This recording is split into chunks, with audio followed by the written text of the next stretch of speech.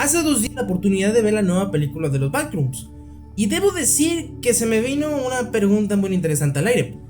¿Puede ser una película de terror innovadora? ¿O tal vez es un video de YouTube demasiado largo visto en el cine? Entonces, hoy vamos a hablar de The Backrooms. Crítica, review, lo que sea que le quieran llamar, bla bla bla bla.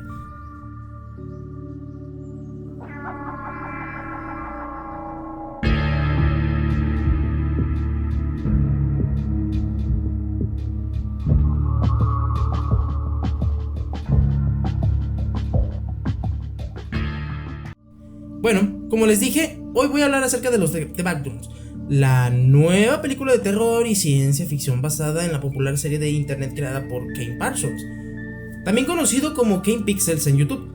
La película fue dirigida por el propio Kane Parsons y debo de admitir que actualmente se le considera el director más joven en Hollywood con tan solo 20 años. Y quiero decir que el tío se aventó un buen tiro al momento de hacer esta película. Yo honestamente le reconozco el trabajo que hizo y creo que gracias a él muchos más directores jóvenes se van a animar a producir esta clase de producciones o producciones de cualquier tipo. Porque yo quiero decir y admitir que hay muchos jóvenes que tienen el talento para poder crear historias magníficas en el cine. Producciones super inmersivas y que no simplemente tienen que ser directamente hechos por directores maduros de 40, 60 o 80 años de experiencia para poder lograr una película de culto o de cultura pop muy exitosa, como Martin Scorsese, Christopher Nolan, Guillermo del Toro, Quentin Tarantino, etcétera, etcétera. Esto ayuda mucho a los directores jóvenes o todos los que aspiramos a ser directores o creadores de películas o series. Es un gran paso y debo agradecer a Kane Parsons por ser el principal impulsor de este nuevo movimiento o revolución cinematográfica de las nuevas generaciones. Y también hay que aclarar que la productora A24 ha sido uno de los grandes entusiastas de haber sido el creador y patrocinador de esta clase de proyectos, porque sin la libertad creativa que proporciona A24, la película, como ya se los dije, fue dirigida por el propio Kane Parsons y cuenta con actores reconocidos como Chiwetel Ejiofor en el papel de Clark, Renée Reinsve como la doctora Mary Klein, además de actores como Mark Duplass, Finn Bennett y Lukita Maxwell y Avan Logia. Así que la historia nos presenta a Mary Klein, una terapeuta que intenta encontrar a uno de sus pacientes, que es Clark, después de que este desapareciera misteriosamente dentro de una dimensión desconocida a partir de la llamada de los Backrooms. Durante su búsqueda se cruza con los experimentos del Async, que es una empresa tecnológica ficticia, una organización que lleva años investigando ese lugar imposible lleno de pasillos interminables, anomalías, criaturas extrañas. Esto sobre el papel suena increíble. Tenemos una dimensión infinita, una empresa secreta investigándola y una mujer intentando rescatar a un paciente perdido. Todo parece apuntar a una mezcla de terror psicológico, ciencia ficción y misterio, además de una gran historia y drama detrás. Pero la verdad, honestamente, creo que aquí nuestro querido Kane Parsons la cagó y bien gacho, porque prácticamente eso es más... porque prácticamente esta hipnosis es más clickbait que su puta madre. Pero ahora les voy a decir por qué. Ok, tranquilos. Sin embargo, una vez vista esta película, me queda la sensación de que gran parte de ese potencial nunca termina de aprovecharse. El principal problema de The Backrooms es, sin duda alguna, su ritmo. La película dura aproximadamente 1 hora y 50 minutos. Entonces, si comparamos esta producción a la duración de esta producción con los videos que ya había subido a YouTube acerca de esto, que se supone que también son canon, cabe recalcar, pues no cuadra, al menos en cine. Las tomas que hicieron no terminan de funcionar, son extremadamente largas. La película realmente le dedica una enorme cantidad de tiempo de mostrar los pasillos, habitaciones y espacios infinitos en los Backrooms. Entiendo que la intención es transmitir la sensación de aislamiento y extrañeza en cuanto al entorno, pero llega un momento en el que las tomas se vuelven demasiado largas. Y, o sea, yo siempre he sido un gran entusiasta del cine y en este caso vine con mi familia, con mi hermana, mi papá y mi mamá.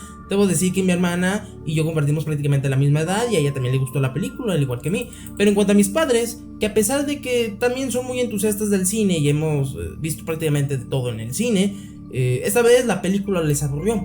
Se les hizo demasiado abrumadora para toda la cantidad de escenas de pasillos. Y si todavía le sumas que que la película ni siquiera explica de qué trata. O sea, porque jamás en la película se explica qué son los malditos Backrooms. Se dan hipótesis muy raras, nada concretas, muy psicodélicas, muy inventadas y muy supersticiosas. Entonces, no solamente son los amantes de los Backrooms o de este tipo de historias de internet los que van a ir a ver la película, sino que también verla, un público general intentarla verla. Entonces, si no haces una historia que sea al menos digerible para el público general, créanme que la película le va a costar mucho despegar.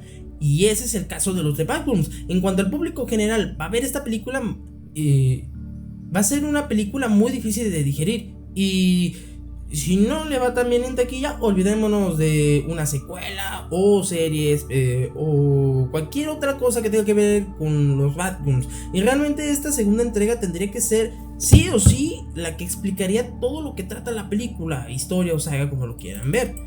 Porque si no lo hace, créanme que va a ser uno de los fracasos más terribles para el cine de nuestra nueva generación. Y créanme que no es algo que nos convenga a todos, ya que de ahí van a salir grandes producciones, grandes historias y grandes profesionistas en el ámbito del séptimo arte. Vaya, lo que funciona perfectamente en videos cortos de YouTube termina sintiéndose repetitivo dentro de una película. Hay escenas donde parece que la historia se detiene por completo para seguir mostrando habitaciones vacías, y eso nos lleva al segundo problema, que como ya les había dicho, es la historia el problema. La hipnosis vende la búsqueda de Clark como el eje principal de la trama, pero la realidad es que la historia de la terapeuta tarda muchísimo en arrancar, o sea, eso termina de arrancar prácticamente hasta el final. Entonces, durante buena parte del metraje seguimos otras situaciones y personajes que apenas tienen impacto en el desenlace. Cuando finalmente Mary entra en los Backrooms y encuentra a Clark, la resolución resulta sorprendentemente rápida. Clark la captura y la coloca junto a otros seres extraños que habitan en los Backrooms. Seres que reinventó gracias a los recuerdos de Clark. Pero poco después aparece una versión distorsionada de Clark. Ojo, como ya les había dicho, este video tiene spoilers. Si recordamos, en la película aparece Clark haciendo un comercial vestido de pirata. Entonces, básicamente, los Backrooms crearon una versión distorsionada del personaje de Clark, convirtiéndolo en un monstruo enorme, deformado y terriblemente perturbador. Pero lo más curioso de todo es que termina asesinando al propio Clark. Y ni siquiera eso fue explicado. ¿Por qué? ¿De dónde salió? ¿Qué significa todo esto con la trama del Clark perturbador? Ni siquiera se explica cuánto tiempo lleva Clark en los Backrooms. Solamente sabemos que en algún momento llamó a su terapeuta y le dijo que ya no iba a volver, y eso es básicamente todo lo que sabemos. No sabemos cuánto tiempo estuvo adentro de los Backrooms, no sabemos qué fue lo que sucedió realmente con la persecución, etcétera, etcétera, etcétera. Pero bueno, después de esto, ya que Clark la había liberado, tuvo la oportunidad de escapar mientras Clark era asesinado por su versión distorsionada creada por los Backrooms. Entonces pasa por una especie de persecución a lo bestia en escenarios muy interesantes y peligrosos, como la misma tienda de muebles, un precipicio lleno de habitaciones, etcétera, etcétera, pero recreando de forma distorsionada dentro de los Backrooms. Esto sin duda alguna es impresionante y hizo un excelente trabajo aquí Kane Parsons. Y ahí vemos una pequeña batalla entre la terapeuta y la versión perturbadora de Clark, justamente en la versión distorsionada de la tienda de muebles, junto con algún recuerdo de su infancia que, como en la película se ve, es una marca o una huella que hizo ella en el cemento de la cochera donde vivía con ella y su mamá, que al final de cuentas esa historia nunca termina como de resolverse o entenderse al final.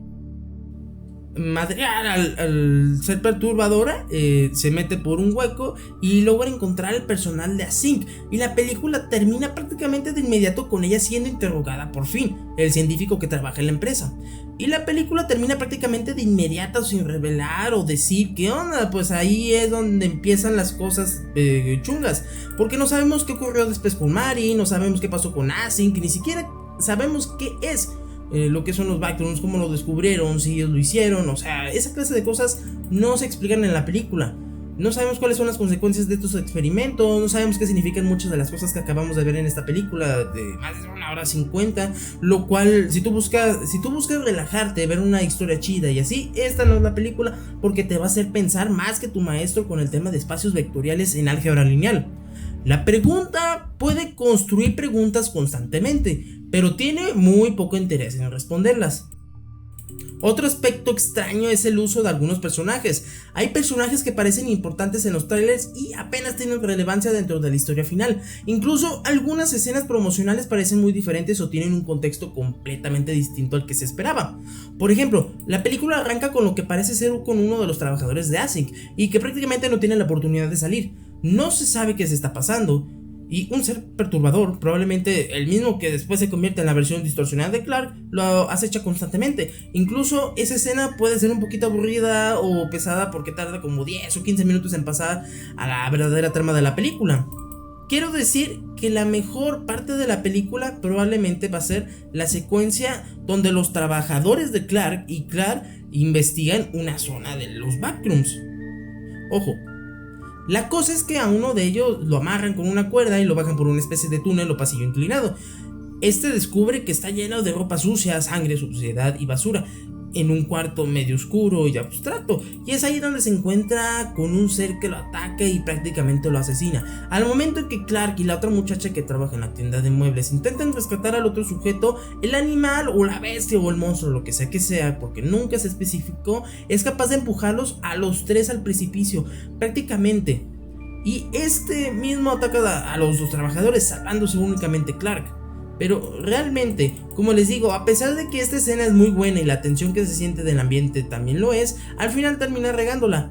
¿Por qué? Porque vemos que el animal o ese ser extraño agarra la cámara y la escena simplemente se corta. O sea, creo que es un corte terrible porque ni siquiera sabemos si el animal lo atacó, si lo logró escapar o qué pasó. Prácticamente no te explica nada. Después de esto pasamos a la trama de la terapeuta buscando a esta persona, a Clark, y prácticamente recibe la llamada de Clark como si nada, diciéndole que ya encontró el lugar y que según no le quería la terapeuta, que no iba a volver y toda la cosa, ¿verdad? Prácticamente ni siquiera nos dicen qué fue lo que sucedió, y eso es uno de los mayores errores de la película. No supieron cómo continuar la historia después de esto. Es muy importante todo ese aspecto de la película, porque una película es una historia, no solamente son diapositivas y metrajes de acerca del escenario. Entonces ahí Kane Parsons la regó bien gacho. O sea, él ya estaba acostumbrado a hacer sus videos de YouTube, pero él no sabía o nunca supo bien hacer la historia. Y eso es lo malo de que las productoras tampoco controlan completamente los guiones o las historias de las películas. Es muy importante porque no solamente la productora te da el dinero, la distribución, materiales, actores, etcétera, etcétera, sino que también cuentan con escritores y profesionales súper talentosos que te ayudarán a corregir y arreglar de alguna manera la historia, ya sea algunos diálogos, algunas tramas o la lógica de ciertos acontecimientos. Aquí yo creo que fue lo que le falló más a la película. Si hubiera tenido esta clase de apoyo profesional por parte de algún director o escritor experimentado, créanme que la película hubiera sido todavía un éxito total. Pero en sí, lo que realmente le falla es que no supieron hacer bien la historia, o al menos no supieron cómo contarla, distribuirla o cortarla. Ese sí fue el único problema que tuvo la película. Y fíjense que eso es muy importante, porque si una película no tiene una buena historia, todo lo demás se puede ir al carajo. Esto ya lo hemos visto en muchos trabajos, como por ejemplo en las películas de Avatar. Tienen efectos especiales, CGI y efectos visuales impresionantes que te cagas, pero al final de cuentas las últimas películas que han sacado no han llamado tanto la atención del público general, porque prácticamente sigue siendo lo mismo. Originalmente, cuando Avatar salió en 2009, fue un éxito total, no solamente por los efectos especiales, sino porque la historia era muy buena. La venganza de este soldado, o general, que busca a toda costa matar a los personajes principales, que son los avatares de Pandora, y también adueñarse del mundo para explotar sus recursos naturales, entre otros. Entonces, al final de cuentas, sigue siendo la misma trama, por eso no tiene un impacto. Tiene muy buenos efectos, buenas escenas de pelea y todo lo demás, pero si no tiene una historia que realmente atrape a las personas, la película va a fracasar. Así de seco y feo es la industria del cine, y ese fue el caso de los Backrooms. Entregó excelentes efectos, excelente inmersión, fotografía, actores, pero le falló la historia. No supieron contar o construir una buena historia. Pero obviamente el error puede pasar a cualquiera y lamentablemente le pasó a Kane Parsons. Técnicamente no deberíamos ser tan duros con el chico porque prácticamente es su primera película. Me atrevería a decir que la gran mayoría de las personas hacer una película sería lo más difícil que harían en toda su vida, porque realmente no es nada fácil. Estás controlando a mucha gente, millones de dólares, estás entregando un producto, literalmente eso es un negocio donde muchos dependen y hay mucho dinero en juego también. Pero está bien, hizo lo que pudo y creo que si corrige el error de no construir una buena historia va a llegar muy lejos este Kane Parsons. Eso debo de decirlo y admitirlo porque es algo cabrón y en cuanto a los críticos de cine son muy pocos huevos al admitir esta clase de cosas. Y en cuanto a la caracterización, fotografía y diseños de escenarios son totalmente perfectos. Es lo mejor que hayan podido haber hecho. O sea, literalmente. Total. ¿Y a qué me refiero? La película realmente atrapa toda la esencia que siempre se describió en los relatos de internet o en el mismo universo que él ha creado conforme a sus videos, porque es el que más ha contribuido en esto, en las historias de los backrooms y así, al menos a crear un universo alrededor de los backrooms. Vaya, todo lo característico de los backrooms está representado de forma correcta: la incomodidad, los espacios liminales, el surrealismo de estos escenarios y las caracterizaciones visuales tan particulares. Incluso detalles como los videos retro funcionan muy bien. Se supone que la película está ambientada en los años 90. ¿Cómo me baso o declaro eso? Bueno, en varias grabaciones de Async se puede ver que fueron registrados en 1990. Sin embargo, no creo que sea una mala película, pero tampoco creo que esté a la altura de todo el potencial que tiene la historia de Backrooms. Porque no solamente existen los backrooms, también existen los pool rooms. Incluso se podría combinar historias como las SCP. Claro, son universos diferentes, pero pueden encajar relativamente bien porque comparten muchas características. Entonces, cualquier persona podría tomar la inspiración de estas historias y expandirlas todavía más. The Backrooms es una película visualmente fascinante, con buenas ideas y algunos momentos memorables, pero deja demasiadas preguntas sin responder y dedica demasiado tiempo a la atmósfera del lugar en vez de desarrollar una historia sólida. Bueno, eso es en mi opinión. Es una buena película, pero la regó en la historia. Ojalá que si llegara a existir una secuela o incluso una serie, no tenga estos mismos fallos. Dime, cuéntame, ¿qué te pareció? ¿Crees que es aburrida? ¿Crees que es fascinante? ¿Crees que es una historia tan abstracta que tendría mucho tiempo en poder entenderse? ¿Crees que vale la pena que Kane Parsons inicie una nueva era del cine hecha por las nuevas generaciones?